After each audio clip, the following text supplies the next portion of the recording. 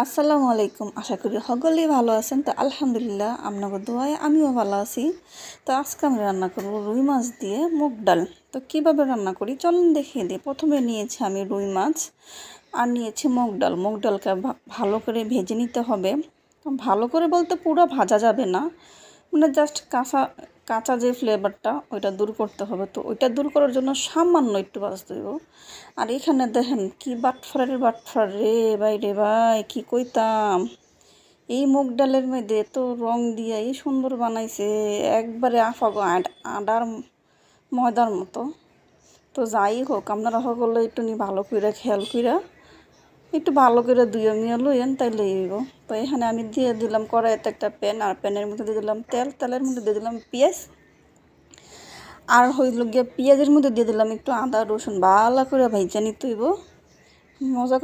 মজা করতে হইলে একটু কষ্ট করতে হইব। তো আপনারা সকলেই জানেন, নতুন করে কিছু বলার নাই। তো এখন হয়েছে গিয়া দিয়ে দিই একটু মরিচের গুঁড়া আর হলুদের গুঁড়া। তো আমি আগে হলুদের গুঁড়াটা দিয়ে দিলাম 1 চামচ, পরে দিলাম একটু মরিচের গুঁড়া, পরে দিলাম ধনিয়ার গুঁড়া, দিয়ে ভালো করে নাইড়া ছেড়ে নেবেন। তো আমি আবার একটু লবণও দিয়ে দিলাম। তো সামান্য পানি দিয়ে ভালো করে নেড়ে চেড়ে নিতে হবে, কারণ মশলা কষাইতে হইব। তো কষানোর লেগে তো মনে করেন নাড়তে ছাড়তে হইব। আর আমার মতো একটু বেশি করে নাড়বেন, তাহলে দেখবেন তরকারি বেশি বেশি মজা হইব।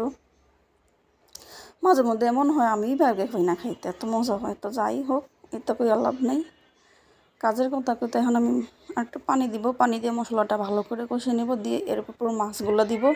কারণ আমি মাছগুলো আগে কষাই নিব, কারণ এরকম কাঁচা মাছ দিয়ে তরকারি আমি মানে খুব কমই রান্না করি। তো যাই হোক, আমি মাছগুলো ভালো করে কষাইতে হইব, কারণ অন্য অন্য অঞ্চলে দেখি ঢাকার বাহিরে যারা আছে তারা এমনি তরকারিটা একটু বেশি খায়। তো হ্যাঁ বলেন, চেষ্টা করতেছি দেখি কী মজা হয়। তো এখানে আমি ভালো করে দিয়ে লইছি। দেখেন আটা ময়দা খেদানোর পরে ডালের কী চেহারা, এটা হচ্ছে ডালের আসল চেহারা। যাই হোক, কারণ আমি ধুইয়া ভালো করে এই যে রং টং মাখছে না, এটি ফালাই দিছি। তো আপনারা ফালাই লইন আর একটু দেখে শুনে খাইয়েন। তো যাই হোক, ডাল আমার কষানো শেষ।